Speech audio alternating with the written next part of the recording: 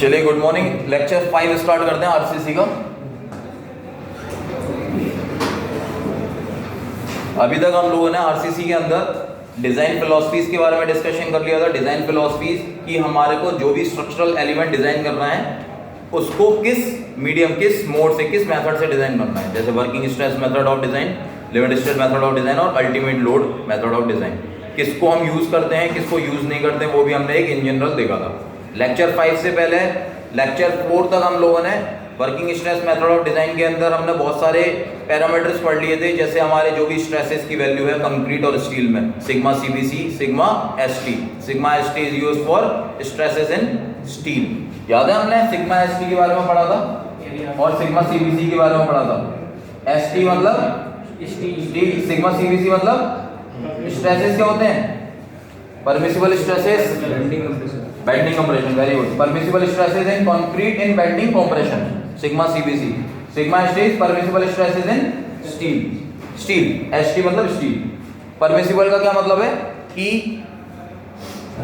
Permissible stresses का क्या मतलब है?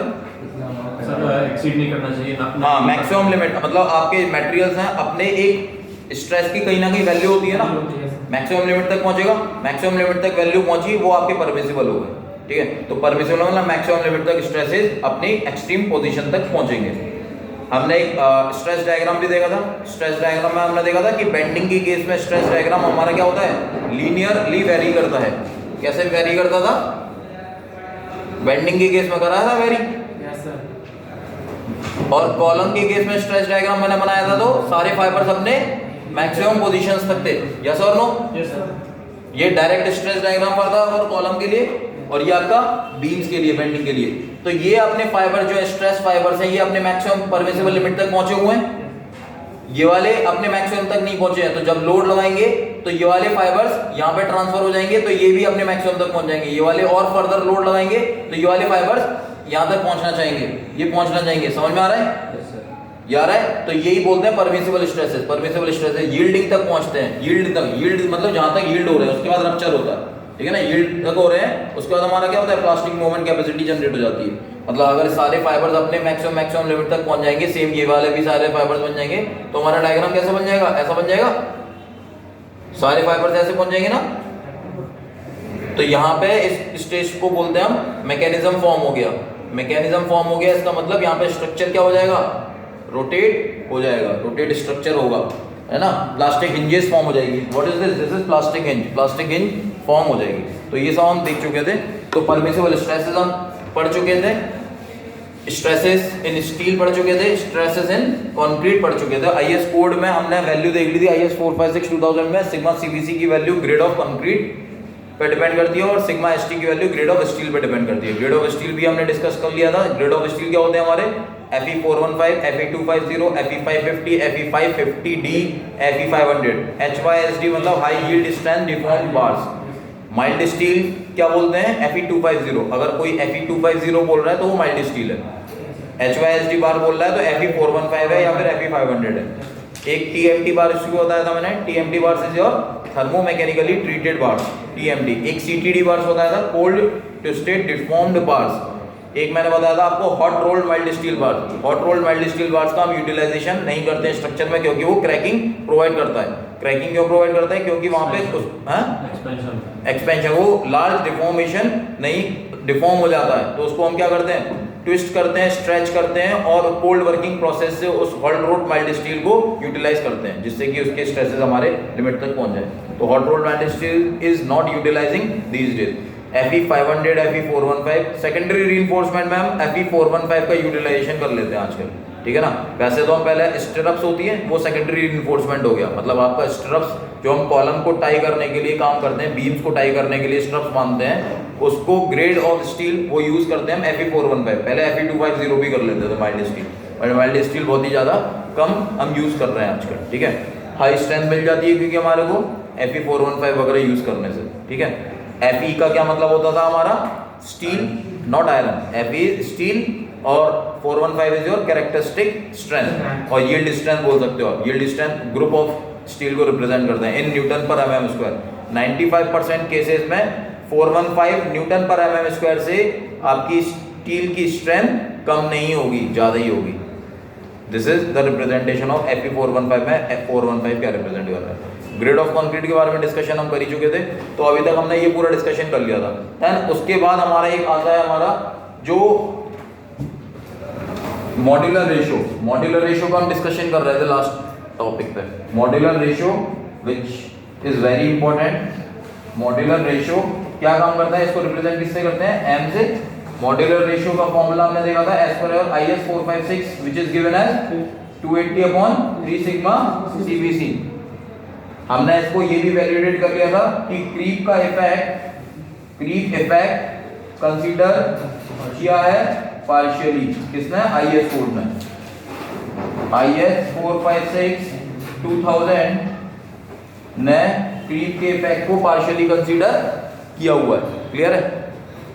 m is equal to 280/3 sigma CBC। एक और फॉर्मूला मैंने जनरल बताया था मॉड्यूलर रेशियो का, क्या होता है, ES/EC।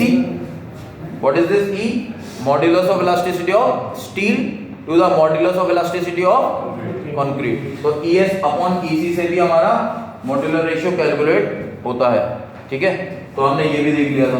अब मॉड्यूलर रेशियो का यूटिलाइजेशन मैंने बताया था इन टर्म्स ऑफ कंक्रीट। स्ट्रेसेस लिखने हैं आपको स्टील में इन टर्म्स ऑफ कंक्रीट, तो मैंने आपको बताया था कि स्ट्रेसेस जो आपके आते हैं, स्ट्रेसेस को मैंने अगर डिनोट कर रहा हूँ स्टील के स्ट्रेसेस को T से और कंक्रीट के स्ट्रेसेस को मैंने डिनोट कर रहा हूँ मान लो C से। ठीक है, तो इन टर्म्स ऑफ कंक्रीट मुझे स्टील के स्ट्रेसेस लिखने हैं, तो मैं क्या करूंगा, मॉड्यूलर रेशियो से डिवाइड करता था मैं, सिग्मा C/m बताया था मैंने, क्या बताया था, T/m। T मतलब स्टील के स्ट्रेसेस, T/m मॉड्यूलर रेशियो। और स्ट्रेसेस लिखने हैं, ये तो आपका स्ट्रेस हो गया। ठीक है, स्टील में, इन स्टील में जो आपके स्ट्रेसेस होंगे, स्टील के स्ट्रेसेस, तो इसको यहाँ पे लिख लो, स्ट्रेसेस इन स्टील। और एक और क्या बताया था, एरिया इन स्टील ओनली है। स्टील के अंदर स्ट्रेसेस लिखने हैं तो आप इन टर्म्स ऑफ कंक्रीट क्या कर दोगे, T/m। और एरिया लिखना है अगर आपको तो m into AST। ए नहीं लिखोगे, ए नहीं, एरिया ऑफ स्टील। AST मतलब एरिया ऑफ स्टील। AC भी होता है, एरिया ऑफ कंक्रीट भी होता है। ठीक है, तो MAST कर दिया तो आपको इन टर्म्स ऑफ कंक्रीट लिख दिया। ठीक है, और T/m कर दिया तो आपका स्ट्रेसेस स्टील हो गया। अब हम इसको एक बार देखते हैं कि जब हमारा कोई कॉलम है, ये मिटा दूं, रब कर दूं। मॉड्यूलर रेशियो का दूसरा नाम क्या था, मॉड्यूलर रेशियो मेथड को, वर्किंग स्ट्रेस मेथड को मॉड्यूलर रेशियो मेथड भी बोलते हैं। ये बताया था ना आपको। ठीक है, मान लीजिए कोई आपका यहाँ पर रीइंफोर्समेंट पड़ा हुआ है, ठीक है, और यहाँ पे एक है कंक्रीट है ना। तो what is this is your area of concrete और what is this is your area of steel. ठीक है, हां, area of one steel bar. तो सारे मैं रिप्रेजेंटेशन बता रहा हूँ, ये this is area of steel, this is area of steel, area of steel, this is area of concrete. ठीक है, मान लीजिए कोई कॉलम है, मान लीजिए कोई कॉलम, कोई L लेंथ का कॉलम है। ठीक है, उस पर लोड P एक्ट हो रहा है, इस P लोड के एक्ट होने से कुछ ना कुछ कॉलम में चेंजेस आएंगे। ये चेंजेस क्या होते हैं, del L, change in length होता है del L, change in length. ठीक है, नाउ कंक्रीट में और स्टील के जो स्ट्रेसेस हैं, ये जो आपके एरिया ऑफ कंक्रीट है, ये आपका है एरिया ऑफ स्टील। ठीक है, अब इस P लोड के लगने से कंक्रीट में और स्टील में जो स्ट्रेन डेवलप होगा वो सेम डेवलप होता है with your P load amount. तो अगर मैं बोलता हूं P if strain in concrete and steel will be same, अगर होंगे तो अगर मैं क्या बोल सकता हूं, स्ट्रेन को किससे डिनोट करता हूं, स्ट्रेन को एप्सिलॉन से, स्ट्रेन ऐसे करते हैं denote, strain in concrete is equal to strain in क्या बोल रहा हूं मैं, स्टील।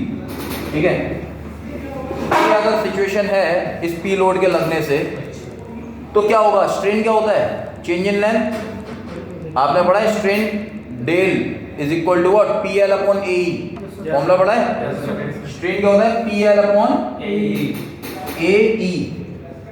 तो कंक्रीट का P L upon A E is equal to steel का P L upon A E. अब यहाँ पे एरिया ऑफ कंक्रीट का, तो एरिया ऑफ कंक्रीट होगा, मॉड्यूलस ऑफ इलास्टिसिटी किसका होगा, कंक्रीट का होगा, लोड किसका होगा इस पे, कंक्रीट का होगा, लेंथ तो सेम ही है दोनों की, फ्रेश में दोनों में सेम है, हैं लोड तो सेम है ना, पी तो दोनों में सेम होगा। नहीं पर लोड कंक्रीट पे भी लग रहा होगा। टोटल लोड की अगर मैं बात करता हूँ, टोटल लोड पी की बात करता हूँ, तो वो किस किस पे बियर कर रहा है, पीसी प्लस वीएसटी, तो सर ये ठीक है भाई। टोटल अगर कोई कॉलम है, कॉलम पे अगर कोई लोड लगाया तो कौन कौन बियर कर रहा होगा, नहीं वो तो ठीक है, ये जो है कैसे होगा कि कौन किस पे कितना आ रहा है। अरे तो यार ये तो मैं बोल रहा हूँ ना कि अज्यूम करके चल रहा हूँ ना मैं कि एक कोई टोटल कॉलम है, टोटल कॉलम पे मैंने लोड लगाया पी, इस टोटल कॉलम पे क्या क्या है मेरे मटेरियल्स, मटेरियल्स कौन कौन से, स्टील और कंक्रीट। तो मैं ये बोल सकता हूँ कि P is equal to P C plus P T PST, दोनों होगा, दोनों होगा, मैं बोल सकता हूँ। ठीक। तो इसमें क्या अर्ज है, इसमें तो कोई हर्ज बस तो इसी को अभी वैलिडेट कर रहा हूँ मैं, वेरीफाई कर रहा हूँ, करो ना इसको, इसमें कोई दिक्कत है क्या। नहीं। फिर तो load, total load is equal to load on concrete plus steel. अब इस इक्वेशन में लोड क्या होता है पहले बताओ मुझे, लोड इज इक्वल टू क्या होता है, स्ट्रेस अपॉन एरिया, यस और नो, यस सर, होता है। यस स्ट्रेस को मान लो मैं डिनोट कर देता हूं ऐसे वाले पी से, स्मॉल पी से, अपॉन एरिया, क्लियर है। Total load is equal to what, stress upon area, clear है। स्ट्रेन डेवलप मैंने क्या बोला, दोनों ही मटेरियल में क्या हो रहा है, same. Strain in concrete is equal to strain in steel. Strain क्या होता है, PL upon AE, sigma into A होगा ना सर, हाँ सर लोड तो सिग्मा इनटू ए होता है। स्ट्रेस इज इक्वल टू, अच्छा stress is equal to what, load upon area, ठीक है। तो लोड क्या हो जाएगा, स्ट्रेस इनटू एरिया, क्लियर है। तो स्ट्रेस को मैंने डिनोट किससे करा, स्मॉल पी से, इसको ऐसे कर लो, स्ट्रेस इज इक्वल टू, तो लोड इज इक्वल टू कितना हो जाएगा, स्ट्रेस इनटू एरिया, ठीक है। ये टर्म क्लियर हो गया, स्ट्रेन क्लियर हो गया। अब इस इक्वेशन में मान लो मैंने लोड को आप क्या लिख सकते हो, सिग्मा सी इनटू ए, पीएसटी को क्या लिख सकते हो, sigma ST into A, area of steel. तो लिख लो इसको डराइव कर दो सीधे सीधे आप। मान लो मैं बोल रहा हूं total load which is equal to what, sigma C into area of concrete plus stresses in steel into area of steel. ये इक्वेशन सही है, दिस इक्वेशन इज करेक्ट और नॉट, यस सर, सही है, क्लियर। अब देखो हमने क्या बोला, स्ट्रेस क्या होता है, लोड अपॉन एरिया, ठीक है। Load, this is load, this is area, yes और no, this is load, this is area. तो लोड अपॉन एरिया को क्या लिख दूंगा मैं इसको, stress, stress in concrete yes sir, into L upon EC, L से एल कैंसिल आउट हो जाएगा, यस सर, तो एल से एल काट दो, और पीसी अपॉन एसी क्या बन गया आपका, stresses in concrete, P upon P, इसको भी लिख दो स्टील, इसको भी स्टील, इसको भी स्टील, स्टील का है ना, यस और नो, स्टील का है। तो P S T upon A S T क्या बन गया, ma'am P S T upon A S T क्या बन गया, स्ट्रेसेस इन स्टील। तो मैंने इसको बोल दिया stresses in concrete upon EC which is equal to stresses in steel upon EST, yes और नो, यस और नो, सही है।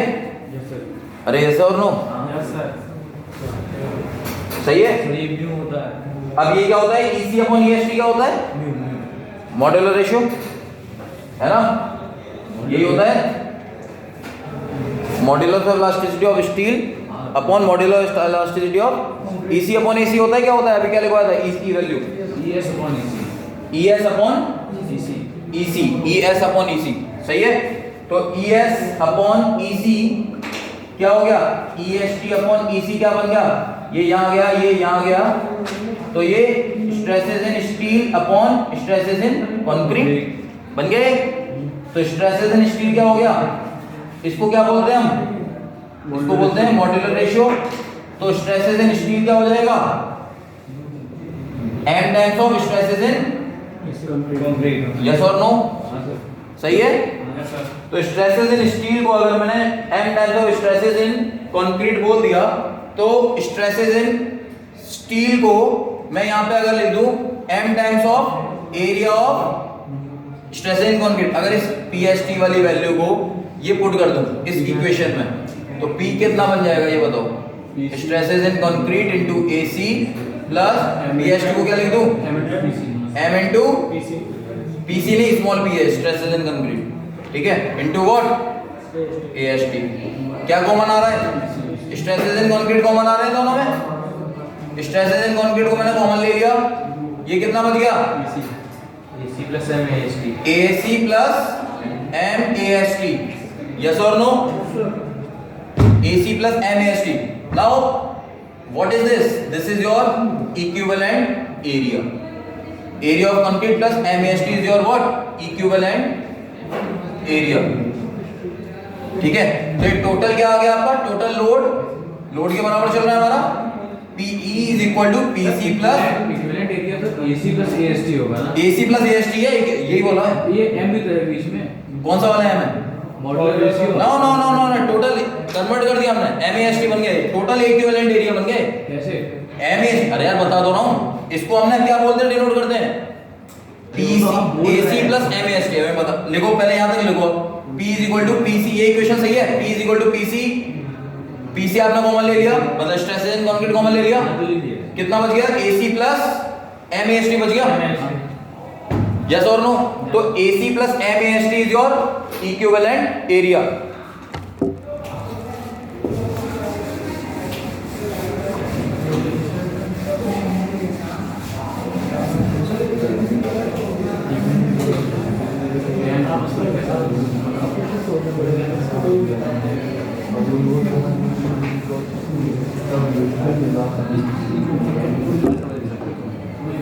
टोटल P क्या आ गया, stresses in concrete into MAST plus AC, ठीक है, ये इक्वेशन आ गई आपकी। अब मैं अगर बात करता हूं इन टर्म्स ऑफ स्टील, स्ट्रेसेस को आप हमेशा क्या लिखोगे, T अपॉन M, अगर मैंने सिग्मा स्टील ना लिखा, इसको स्ट्रेसेस को मैंने T से डिनोट किया। इन टर्म्स ऑफ एरिया, इसको मैं क्या डिनोट कर रहा हूं, M इनटू AST, क्लियर है। अब एक चीज बताओ मुझे, स्ट्रेसेस मॉड्यूलर रेशियो का यूटिलाइजेशन है, टोटल एरिया हमारा क्या था, ये हमारा था, ये हमारी बार थे, ये एरिया ऑफ स्टील था। अब अगर मैंने इसमें ये पोर्शन क्या है, what is this, vacant portion हो जाएगा। अगर मैं स्टील हटा दूंगा, इन टर्म्स ऑफ कंक्रीट लिखूंगा, तो क्या बन जाएगा, ये खाली बनेगा, वैकेंट रहेगा। अब इसको मैं अगर इस इक्विवेलेंट MAST से रिप्लेस कर दूं यहां पे, ये क्या बन गया, एरिया लिखना है मुझे किसका, स्टील का, इन टर्म्स ऑफ, तो क्या कितना लिख दूंगा, M इनटू AST। ये क्या था हमारा, एरिया ऑफ कंक्रीट, ये क्या हो गया, M इनटू AST। ये सारा क्या बना दिया मैंने, एरिया कंक्रीट के टर्म में बना दिया, नहीं बनाया, रिप्लेस हो गया, इक्विवेलेंट एरिया के टर्म में बना दिया। अब हमेशा याद रखो, स्टील का एरिया जब भी लिखोगे वो क्या लिखोगे, MAST, याद रख लोगे। स्टील का एरिया क्या लिखोगे, MAST। भाई एक चीज बताओ मुझे, कोई कॉलम है, कॉलम में स्टील बार डले हैं, स्टील को मैं हटा दिया, वो वैकेंट पोजीशन हो गया।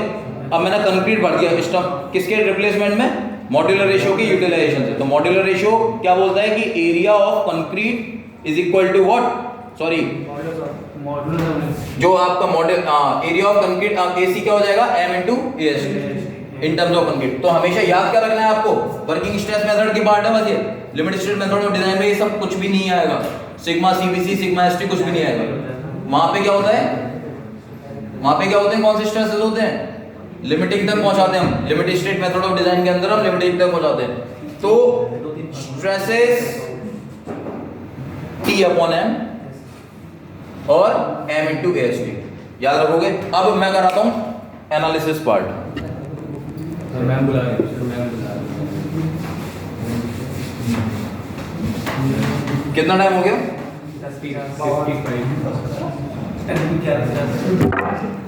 ठीक है, अच्छा अभी टाइम है ओवर हो गया। चलो तो ये था हमारा एनालिसिस पार्ट। इसके बाद मैं डिस्कस करूंगा आपसे assumptions made in working stress method of design। कुछ assumptions assume करके चलते हैं। सुन लीजिए भाई, मैं रफली 5 मिनट लूंगा आपके। कुछ assumptions assume करके चलते हैं। जैसे आपका plane section remains plane before bending और इवन आफ्टर बेंडिंग। बेंडिंग होने के बाद जो आपका सेक्शन है वो प्लेन रहेगा, ठीक है। जैसे आपका कोई ये बीम है, if this is your beam, this is your uniformly distributed load, ठीक है। अगर ये बेंडिंग कर दो, इसमें बेंडिंग कैसे होगी? ऐसे होगी बेंडिंग, यस और नो?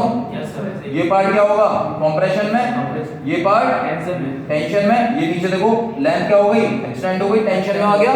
ऊपर वाला पार्ट कंप्रेशन में। इस plane section remains plane before bending, bending से पहले, और बेंडिंग होने के बाद जो प्लेन सेक्शन होगा वो क्या होगा? वो प्लेन ही रहेगा। मतलब इस पॉइंट पे अगर मैं स्ट्रेसेस, अगर मैं स्ट्रेन की बात करता हूं 3 4, this is your 5, this is your 6, तो जब बेंडिंग होगी ना, ये जो बेंडिंग होगी ऐसे बना डायग्राम, इस पॉइंट पे भी आपके जो स्ट्रेसेस होंगे, जो स्ट्रेन डायग्राम होगा वो कैसा होगा? लीनियर होगा। मतलब ये 1 पोजीशन यहां आ गया, 2 पोजीशन ये, 3 पोजीशन ये रहा, 4 पोजीशन ये रहा। लीनियर है, यस और नो? Yes sir. ये लीनियर है, यस सर। यस और नो? समझ में आया? तो इस assumption का क्या मतलब है? Plane section remains plane before bending और even after bending। इसका क्या assumption है? This assumption signifies what? Strain diagram is always linear in working stress method, और limit state method of design में भी strain diagram हमेशा क्या होता है? Linear होता है। इंटरव्यू का क्वेश्चन है, हर बार बोलते हो आप plane section remains plane before bending, क्या मतलब होता है इसका? इसका मतलब ये होता है कि strain diagram is always linear. Significance समझाया मैंने? बीम्स बता दोगे? 1 2 3 1 2 3 4 5, ये लीनियर था, बेंडिंग हो गई, लीनियर ही बना। तो strain diagram is always linear, ठीक है। स्ट्रेन डायग्राम क्या होगा? हमेशा लीनियर होगा। सेकंड assumption सुन लो। सेकंड assumption वो बोलता है all the tensile stresses in steel are taken by steel only। जो टेंसाइल स्ट्रेसेस होते हैं वो कौन लेगा? स्टील ही लेगा।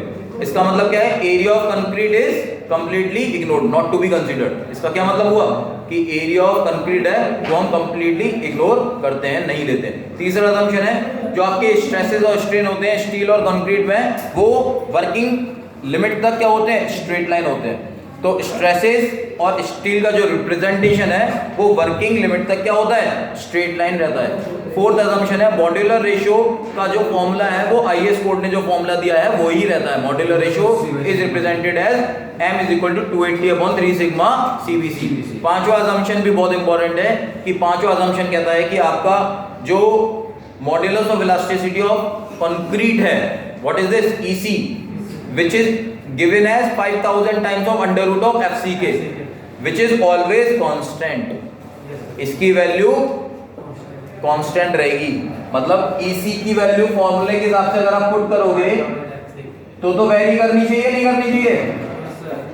FCK की वैल्यू डालोगे कुछ भी 25 30 35 अलग अलग वैल्यू आएगी, बट अज्यूम क्या करके चला हमने? कांस्टेंट रहेगी। यस और नो? इंक्रीज डिक्रीज कुछ भी नहीं होगा। These are certain assumptions। In assumptions के बेसिस पे हम क्या करते हैं? डिजाइन करते हैं, ठीक है। अब ऐसे तो कंक्रीट को हम क्या बोलते हैं? हेट्रोजीनियस मिक्सचर है। वैसे तो कंक्रीट में क्या होता है? सीमेंट डल रहा है, फाइन एग्रीगेट डल रहे हैं, सब अलग अलग मटेरियल हेट्रोजीनियस, बट हम उसको कंसीडर क्या करके चलते हैं? Homogeneous mixture. This is our assumption। Actual में तो हम काम नहीं कर पाएंगे ना। यस और नो? समझ में आ रहा है? कुछ अज्यूम करके चलना पड़ता है। तो these are certain assumptions which can be keep in mind while designing any of the RCC structure. Clear है? तो assumption मैं नोट्स में लिखे हुए हैं, पढ़ लेना, मैंने बता दिया आपको। उसके बाद हम स्टार्ट करेंगे बैलेंस सेक्शन क्या होता है, अंडर रीइंफोर्स सेक्शन क्या होता है और ओवर रीइंफोर्स सेक्शन क्या होता है, बेंडिंग मोमेंट क्या होता है और आपका मोमेंट ऑफ रेजिस्टेंस क्या होता है। एक बार ये सुन लीजिए, बेंडिंग मोमेंट क्या होता है बताइए। किसी भी बीम पे एक्सटर्नल लोड की वजह से बीम बेंड हो रही है तो वो हो गया बेंडिंग मोमेंट। किसी भी बीम पे मोमेंट ऑफ रेजिस्टेंस क्या होता है कि कोई भी एक्सटर्नल लोड एक्ट कर रहा है, उसको रेजिस्ट करने के लिए जितना मोमेंट रिक्वायर्ड है that is known as your moment of resistance. Moment of resistance मतलब एक्सटर्नल लोड जो भी लग रहा है उसको रेजिस्ट करने के लिए जो भी रेजिस्टेंस रिक्वायर्ड है वो आपका मोमेंट ऑफ रेजिस्टेंस। तो एमओआर भी खत्म हो गया, मोमेंट ऑफ रेजिस्टेंस, और आपका बेंडिंग मोमेंट भी खत्म हो गया, assumptions भी खत्म हो गए और आपका ये पार्ट भी खत्म हो गया। अब नेक्स्ट मैं क्या हो गया खत्म। चलो thank you so much. Thank you sir. Thank you sir. Sir